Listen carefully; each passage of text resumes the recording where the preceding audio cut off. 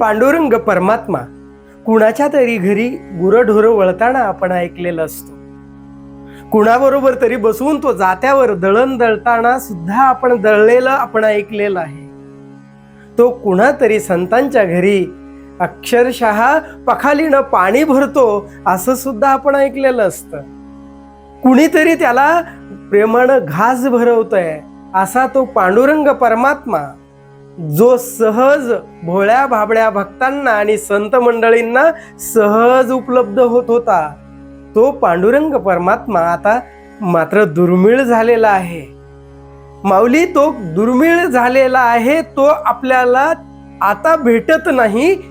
त्याच्या पाठीमागं कारण काय आहे?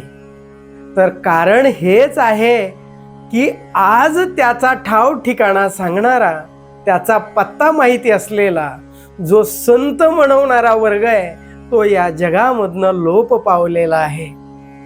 आज पाय धरावेत असे पाय उरले नाही आणि संत म्हणावं, याच्याशी नतमस्तक व्हावं असा संत राहिलेला नाही.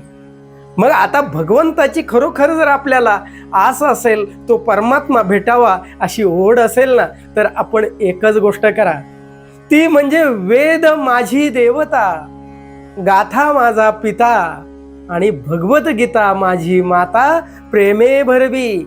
तुम्ही आता त्या संतांनी, ते संत नाही आहेत पण त्या संतांनी त्यांची जी सत्ता संपत्ती आहे, जी ग्रंथरूपी संपदा आहे, ती तुम्हा आम्हासाठी ठेवून गेलेले आहेत.